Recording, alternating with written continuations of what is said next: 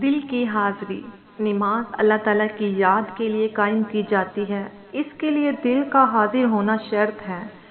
اللہ تعالیٰ کا فرمان ہے وَقِیمُوا الصَّلَاةَ لِذِکْرِی، اور میری یاد کی خاطر نماز قائم کیا کرو۔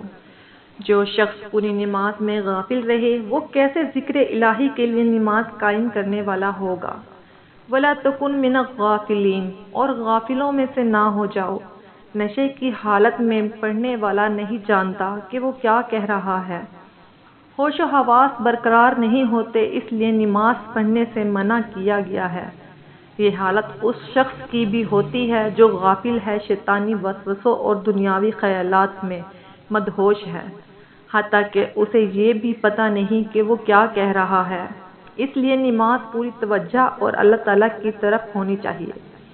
حَتَّىٰ تَعْلَمُوا مَا تَقُولُونَ، یہاں تک کہ تم وہ بات سمجھنے لگو جو کہتے ہو۔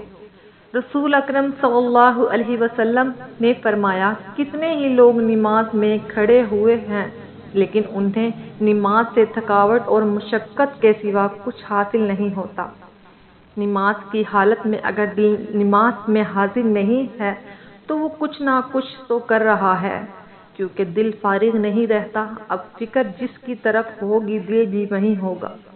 نماز دل اس وقت تک حاضر نہیں ہوتا جب تک کہ یہ یقین نہ ہو جائے کہ دنیا حقیر و فانی ہے، آخرت بہتر ہے اور باقی رہنے والی ہے، اور نماز آخرت میں کامیابی کا راستہ ہے۔